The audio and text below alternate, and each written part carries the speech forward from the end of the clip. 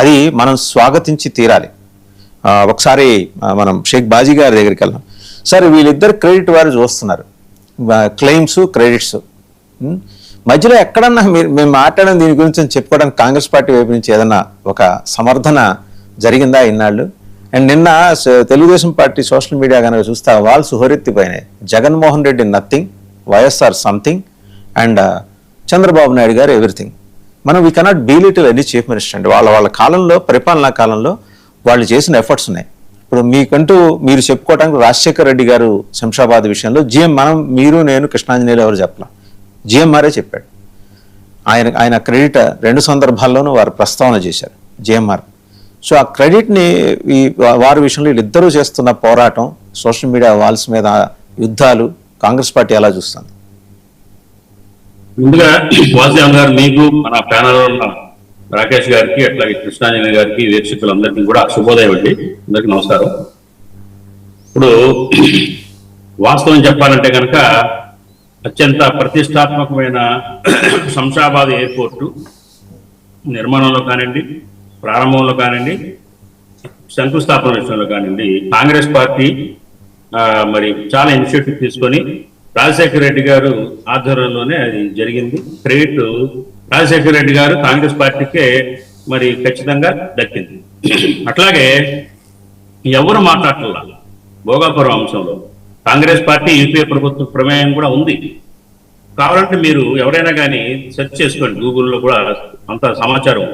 2007లోనే airports authority of India మరి greenfield airports నిర్మాణం జరపాలి అనే భాగంలో సెర్చ్ చేసుకుంటూ ఆంధ్రప్రదేశ్లో కూడా మరి గ్రీన్ఫీల్డ్ ఎయిర్పోర్ట్ నిర్మించాలి అనే ఉద్దేశంతో భోగాపురం ప్రాంతాన్ని మొట్టమొదటిగా పరిశీలించింది 2007-8 ప్రాంతాల్లో యూపీఏ ప్రభుత్వ ఆధ్వర్యంలోనే భోగాపురాన్ని ఐడెంటిఫై చేయడం జరిగింది.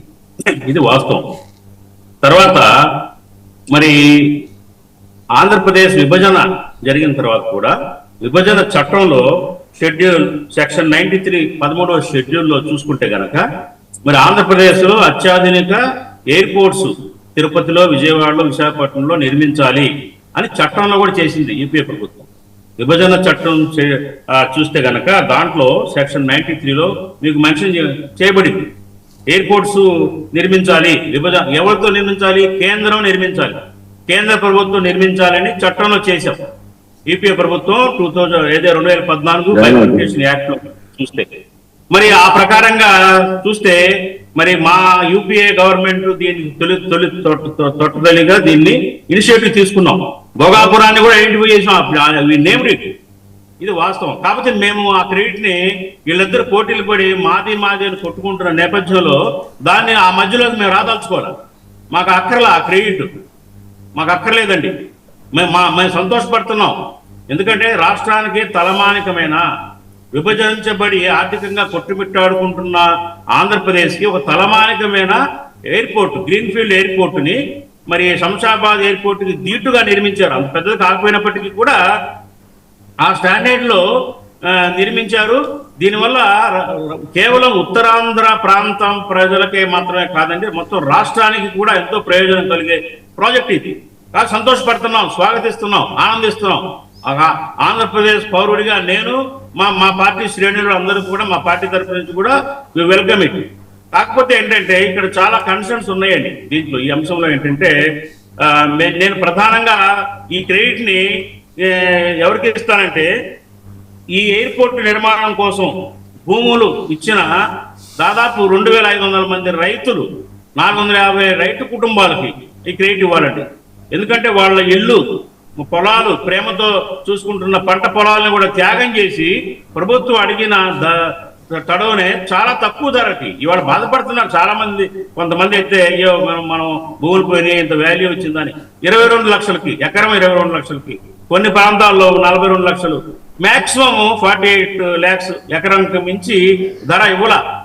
అట్లాగే ఇంకొక దారుణం ఏంటంటే ఇవాళ ఈ రైతులు పట్టించుకోవటంలా ప్రభుత్వం. మొన్న మధ్య మనం చూసాం ఎంత దారుణంగా వృద్ధ రైతుల్ని అవమానకరంగా ప్రొక్లైన్లో కూర్చోబెట్టేది, డ్యాన్స్ చేయించాడు ఆ కాంట్రాక్టర్. అక్కడ వాళ్ళు నిరసన చేస్తున్నారు, మాకు ఇవ్వండి, మాకు ఇవ్వాల్సింది ఇవ్వండి అని రైతులు పాపం బాధపడుతుంటే వాళ్ళని ప్రకృతిలో తొట్టులో కూర్చోబెట్టి అవహేళన చేసి అవమానించారు రైతుల్ని. నేనేమంటున్నానంటే రైతులకి సంపూర్ణంగా న్యాయం జరగల. ఇవాళ మనం ఆర్భాటంగా ఆనందంగా పండుగ చేసుకుంటున్నాం, ఓపెనింగ్ ఈ రోజు మంచిదే, సంతోషం. కానీ పాపం దీనికి అసలు కారకులైన రైతులు, ఆ 450 మంది రైతు కుటుంబాలను కూడా కన్సర్న్ తీసుకోవాల్సిన అవసరం ఉంది. వాళ్ళకి కొన్నాళ్ళ పాటుగా విమాన ప్రయాణాలు ఉచితంగా ఇవ్వాల్సిన అవసరం ఉంది. అట్లాగే ఈ రోజు పండగలో వాళ్ళందరినీ కూడా పిలిచి సత్కరించి పెద్దపేట వేసి ఫ్రంట్ లైన్ లో కూర్చోబెట్టాల్సిన అవసరం ఉంది. ఇది ప్రభుత్వం చేస్తుందని అనుకుంటున్నాను. కాబట్టి ఒకవేళ చేయకపోతే ఇప్పటికైనా కన్సర్న్ చేసి ఆ రైతుల్ని ఎందుకంటే వాళ్ళు లేకపోతే లేదా ఆ ఎయిర్పోర్ట్ ఏం లేదు, వాళ్ళు ఏమనంటే ఏం చేయలేరు.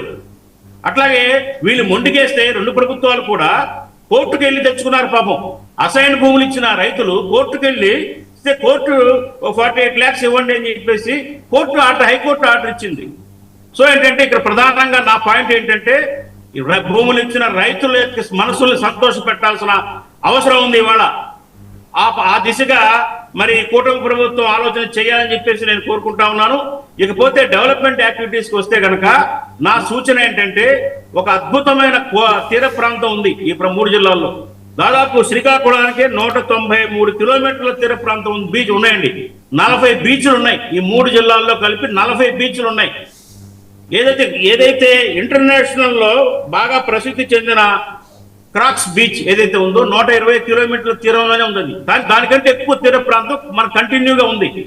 ఈ ప్రభుత్వాన్ని నేను కోరేది ఏంటంటే మీరు అమరావతి మీదో ఇంకో దాని మీదో ఫోకస్ చేయడం కంటే కూడా ఇక్కడ ఈ బీచ్ల్ని అంతర్జాతీయ స్థాయిలో డెవలప్ చేస్తే, రిసార్ట్స్ గా డెవలప్ చేస్తే టూరిజం ద్వారా ఇంటర్నేషనల్ టూరిజం డెవలప్ అయ్యి చాలా ఆర్థికంగా బాగుంటుంది. ప్రపంచవ్యాప్తంగా ఈ ప్రాంతం ప్రాముఖ్యత పొందుతుంది.